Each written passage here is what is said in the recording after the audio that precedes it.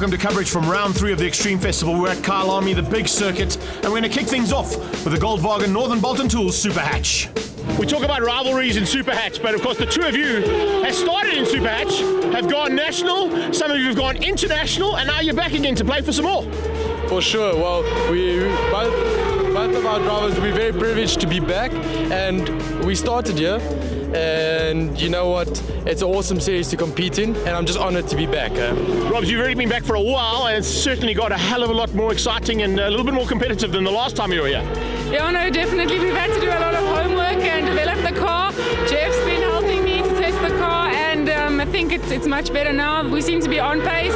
Just got to find 0.4 and catch up to Jacques, but it's great to be back in Superhatch. This is where it's happening. It's a lot of fun. All the fun and action is proudly brought to you by Goldwagen here at Kyalami.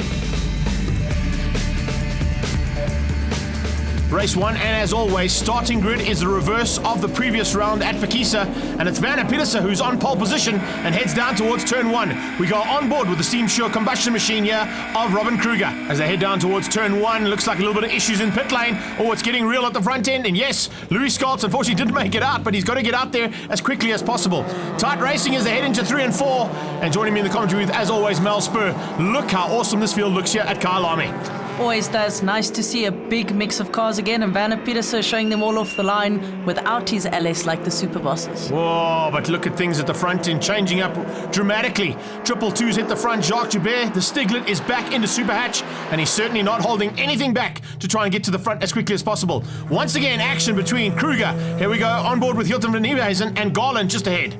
Jeff Tugwell's just behind this battle, as well as Mark de Toy in the Honda. Don't forget, with the power to weight ratio that we run, everything should stay pretty close with the 3 different classes, with either the newtons or the kilowatts being the higher of the 2 being measured. Yeah, it's great to see that it's very even racing, and there you can see, as you said, Mel, 100% right. Tugwell trying to go on the outside and find a way past Hilton van Nieuwenhuizen. This is flat out through the sweep from Robin Kruger's point of view, and a great effort here so far from her, trying to close things down now as she sees the 2 leading cars getting away. She's managed to find a little bit of a margin there. Hilton van Nieuwenhuizen is helping her out, putting the pressure onto Garland, but here comes de Toy along for the ride, and a bit further back here, nice start in the second of those Peugeots, in fact the third of the Peugeots, one of our rookies. That is Samuel Gaber, new to Class C, and there we've got Robin Kruger going past Vanna Pieterse for the start of the second lap. And through the fastest part of the circuit, she makes the overtaking maneuver. What a brilliant bit of driving, up and ahead, and that is exactly where she needs to be. Now it's time to close things down. Looking at qualifying times, Mel, they were on exactly the same lap time, split by only a couple of thousandths of a second, both her and Jacques Joubert. They were, and in this race, I think it was on this lap, in fact, they did identical times down to the last thousandth. That's incredible stuff. Chad Tendeshate, though, that's not where you want to be going through turn 2, buddy. Try and hang on to the black stuff or the grey stuff as we see it here. Mel Spur in a little bit of action of her own, and it looks like a little bit of issues there, but I'm sure that'll get sorted out by the time we get into race 2 as the Class A competitors come to swamp you. It's not going to be easy to try and maintain your line as these guys and girls give it everything they can. Class A started lapping the back end. You can see Alta there. Oh, that's a bit out of shape. Alta's come back to Class C, and I tell you what, she's doing exceptionally well. Here's Robert Stoltz in his dad's car, also with a welcome return, just about to get lapped by Jacques for the flag. Amazing bit of driving here from Jacques Joubert. The Stiglet is back in Superhatch, and I think there's a little bit of concern coming from Class A. He takes the victory ahead of Robin Kruger. A great drive from her to beat out Brett Garland, Hilton van Nieuwenhuizen, and Jeff Tugwell for the first 5. Vanna Pieterse dropping from pole position on the start down to 6th place.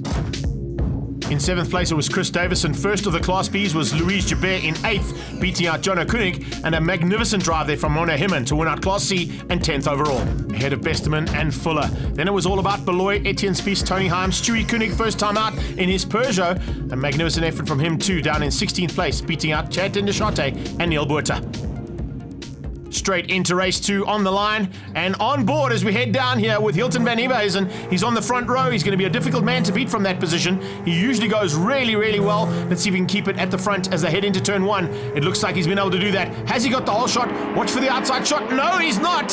His stablemate in the Peugeot has beaten him down to turn 2, and it's Jacques Joubert that leads things out as they head up towards the top of the hill. Here we go on board with Werner Pieterse. He had a bit of a misfire, still a niggling one from Pekisa. They just haven't managed to sort it out. It's unfortunate. Looking forward to seeing him in full action. And speaking of full action, wow, Robs, cold tires, my babe, but well held. Steam Sure combustion car going the wrong way up the hill towards turn 2, 3, and 4, and eventually getting it all right, but falling by the wayside, right to the back of the field. And this is a big field of 27 cars. You've got to fight your way through again. Here's the Class B battle. Sean Besterman also been out of a car for a long time and doing exceptionally well back in the front. Look who's in that Class B battle as well. Mona Heman in a Class C car. Absolutely amazing driver, but he spent a lot of time around this track particularly, so he has got a little bit of a margin over everybody else. That's a big pity. Pieterse on the sideline, not what we want to see. And oh, there's another one going sideline and a roll. Oh my goodness, well that's a lot better than my one was. Shame, that's Sean Ward. It's only his third, fourth race ever, I think it is. So he's not doing too badly. Yeah, he's learned how the S's work, that's for sure. Or not. And he's not going to be the last man to do that, I can tell you. This is a little bit of an in-house battle here as we see Louise Joubert trying to keep out and fend off the attack coming from Beloy. James Fuller just behind them, looking pretty tasty. Here's and there's Monet with an exceptional drive, as you said, leading Class C. Once again, looks like it's going to be a double here for the day. The Stiglet has certainly stamped his authority back at the front end of Superhatch, where he started his racing career, and he's back at the front end again, where he comes back to play. Great effort there from Jacques Joubert, beating out Robin Kruger. Hilton van Nieuwenhuizen, he finishes up in third place with Tugwell, De Toy, and Joubert. First of the Class Bs there, finishing in sixth place overall. Ahead of Ishmael Beloy, Besterman there in third place for the Class Bs. Mona Heman, once again, a top 10 finish and first of our Class C drivers. A magnificent effort, got to say. He's getting better and better and certainly becoming a threat to Class B. Neil Buerta, his teammate, is down in 13th place, with Tony Harms in third place for the C's in 14th. It's looking good. I mean, on the overall championship, I think we've taken a bit of strain, having scored half points for the majority of the season so far. But I think we managed to put a couple of points back this afternoon, which I'm very happy about. So, you know, a big shout out has to go to Action Ford and Peter and Werner and Michael and Kyle and everybody else that spent a lot of work on, or a lot of time on the car at least. This one's definitely for them.